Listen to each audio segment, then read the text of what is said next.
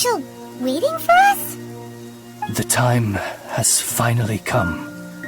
Though it brings main Fräulein no joy to do so, there is something she must announce to the assembled populace. My loyal servants, one must bid you adieu till such time as I beckon you once more. Though we have faced many trials and tribulations together, you have all shown commendable courage in the course of duty.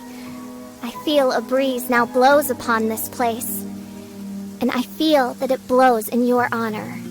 What? You're just gonna bail on us? With the arrival of this giant meteorite, many more people have succumbed to the slumber. Strong as the soldiers may be, they are struggling to cope, and there is demand for volunteers everywhere we turn. Main Fräulein and I shall tend to the victims on the soldiers' behalf. The rest of this investigation we place in your capable hands. Goodbye. You are a good listener. I enjoy chatting with you. To be honest, most of the other adventurers in the guild only ever talk to me when they want to hear Oz's reconnaissance reports. This little journey we had, it was a great adventure. I'm just sorry that it has to end so abruptly. Huh? You're talking a little weirder than you normally do. Oh, yikes. What am I doing? I totally broke form. What main Fräulein means to say is that the mystical mysteries that vex and perplex are bound to be effortlessly extinguished by the advent of your commendable courage and wondrous wisdom. And now Oz's translation is the one that sounds all kooky. Main Fräulein simply wishes to say that she has every confidence that you will arrive at the truth of this matter.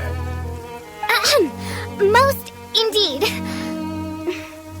My dear attendants, I hereby charge the Ritter der Verurteilung with leading you out from the darkness, back into the realm of light. Who are you calling your attendant? We will meet again. Once this matter is concluded, I propose that we all get a drink together. Well, now we're 2 people short. But let's not get hung up about that. The good news is I found something else out. I shaved some dust off the meteorite and used it to do another reading. It was actually really effective. These rocks have been around for hundreds, maybe even thousands of years. Leonard must have lived a very long time ago. The meteorites carry his will and can pass it on to others. In other words, centuries on from Leonard's life, and the strength of his will is not diminished one bit. A guy from the distant past with a burning ambition to scale the highest mountain. I'd be willing to bet that he was an adventurer. Just like you. An adventurer? That does explain his obsession with mountain climbing. Our approach so far has been too passive, and time has been against us every step of the way. We need to change our strategy, and we need to attack this problem at its source. Paimon agrees. From now on, we need to put Leonard at the center of everything we do. Yes, because if the meteorites carry Leonard's will with them, then it's precisely as Fischl said. The rocks are, in a sense, a curse.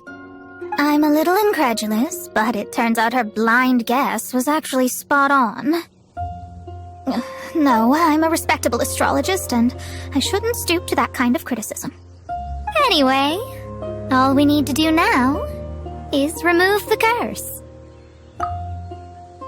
Okie dokie. Since we've got a historical adventurer on our hands, Paimon thinks we should pay a visit to the Adventurers Guild.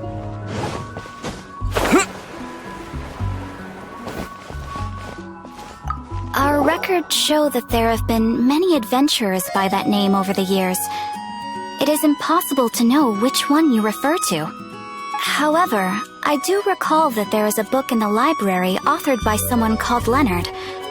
Perhaps you should take a look?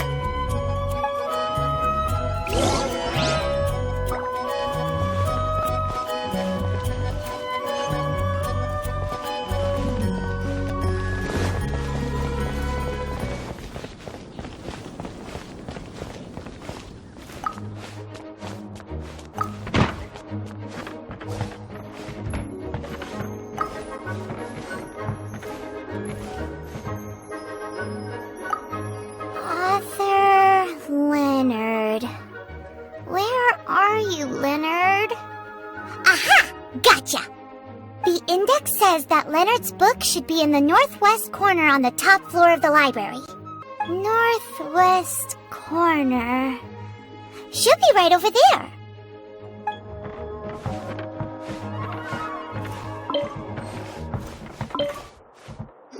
Found it! Of Mountains and Seas, a guide for adventurers written by Leonard. But the words have faded, and there are even pages missing. Paimon's got no hope of reading this.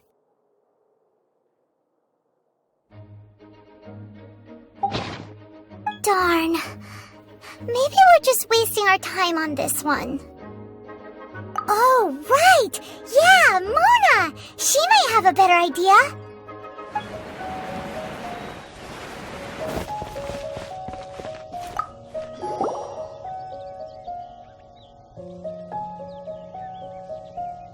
Look what we found! Leonard wrote a book! Ooh, let me see.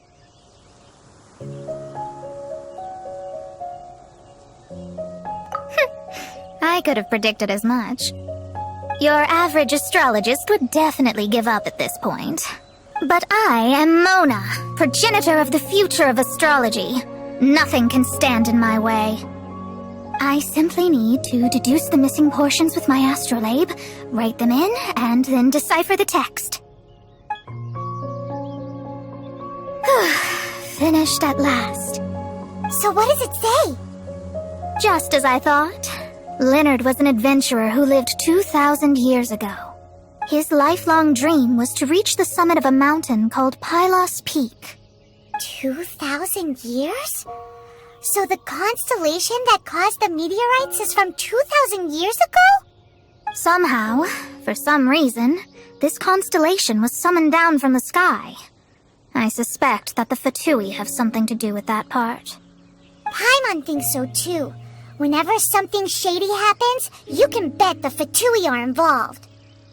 The meteorites harbor elemental energy, which radiates out and lulls people to sleep by some means akin to hypnosis. And if I'm guessing correctly, there should be some sort of core meteorite among the bunch, within which is a crystal that harbors Leonard's spirit. Well, if I were Leonard, I would want to make sure the core lands right on the snowy summit that I never made it to while I was alive. So, the core should be at the top of Pylos Peak? Where is that?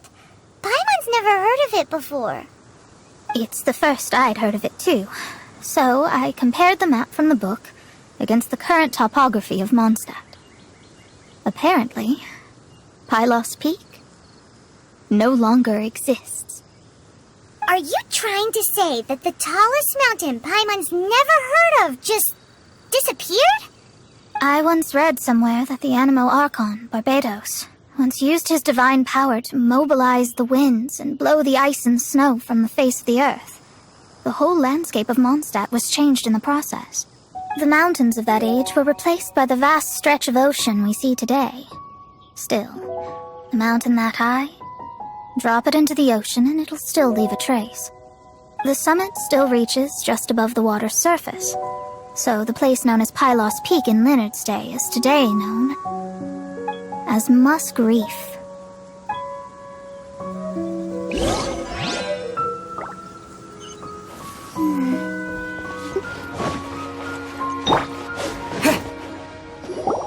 Oh, so this is Pylos Peak. Not much to show for itself now, eh? Looks like someone beat us here. Is this like a popular tourist spot, or... Ah, it's you! Huh? You again. Look at the state he's in. Was he in that dream just now? He managed to extricate himself from the dream on his own strength? How is that possible? Just because you are powerless to do something does not mean that I am. You're too late anyway. I finished my research. We knew it! This was all a dirty trick by the Fatui! Save it! No more fun and games for me today. I'll come for you when I'm good and ready. You entered the dream they've all been having, didn't you? How much do you know about Leonard? Leonard? Who's Leonard? Whatever. I have bigger fish to fry. I've discovered something far more important, and far more terrifying. What? The stars, the sky, it's all a gigantic hoax. A lie. The stars are a lie. What are you talking about? Is this some kind of astrological debate between you and Mona? Because if so, surely you can come up with a better argument than the stars are a lie. Seriously, who's gonna fall for that one when you can just lift your head up at night and see them up there twinkling away? You are so naive, it kills me. Still, can't really blame you. After all, I used to believe the same thing myself. Up until a few moments ago, that is. A few moments ago? You mean... Look, I really don't have the time to do this right now. What was the Jester thinking? He must have had some inkling of what we might discover on this mission. Would it really have been so difficult to give me a little forewarning? Or maybe he just wanted to give me a fright. Time for me to go out and find the truth. So long, suckers. Oh, can you believe that guy? He calls us suckers and then he just trots off. No one respects me. No one! Ugh. Time to show them what you get when you cross world-class genius with pure, unadulterated rage.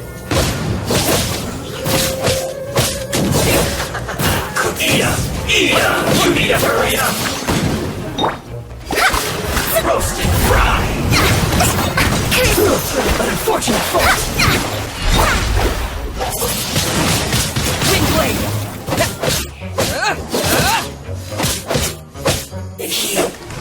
Too low. Wow, you fought so fiercely. Told you. That's what happens when you disrespect me. You bet I am. Paimon, you agree too, right? Did I show those Fatui who's boss or what? Sure did. Without you here, those guys would have caused us a whole lot more trouble. See? How do you like that, Harbinger? Scumbag. He seemed genuinely shaken, though. I don't think he was lying. I was always taught to talk about the false sky during astrological readings. Could there be more to such phrases than I have been led to believe? I digress. Come on, let's finish the job we came to do. Whoa, this must be the core. It looks totally different from all the other meteorites. It's way more shiny. This stone harbors an unbelievable amount of elemental energy and human desire. It's the core, all right? Yes.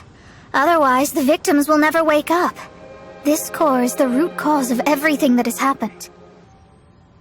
Do it. With ropes, we can scale mountains. With boats, we can sail the seas. By age 40, I had conquered every last domain. Pylos Peak alone defeated me. As an adventurer, and well, maybe in other ways too. Now I am approaching the end of my life. Many times I have sat and stared up at that peak as the boundless snow slowly engulfed me. It is a beast without weakness, the merciless face of the world. It fills me with fear. And when an adventurer loses courage, they can no longer climb mountains. My mountaineering days may be over, but I have a greater ambition now. Humans create tools to conquer nature, and when nature conquers them in return, they create better tools. Where our legs cannot take us, maybe our tools can. And when tools fail us, perhaps wings can carry us instead. My dear friend, I leave you my designs for the wings of incompletion. Against the unknown, humanity stands as one. To be alive is to seek, to set foot in every place that the eye can see. I have little time remaining, though the wind has not yet come for my soul. But between us and your children, students, and friends, I believe that someone will reach that place at last.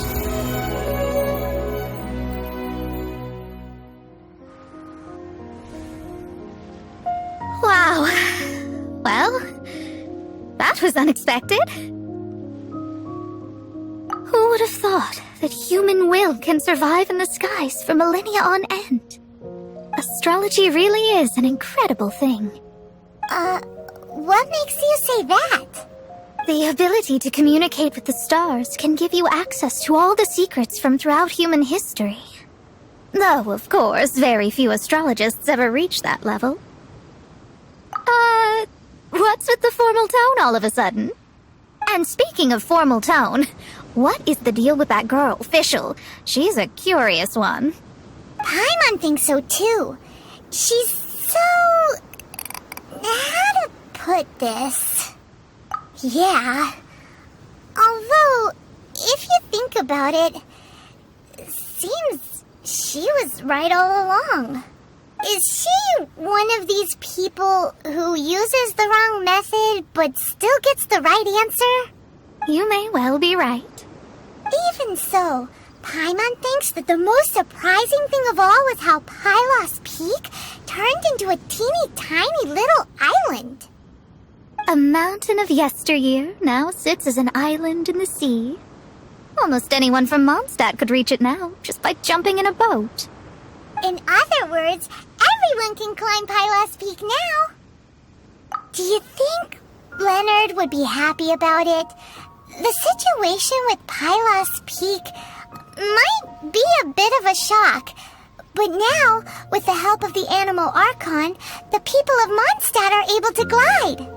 With wings, people can travel further and higher than ever before and explore new and unknown places.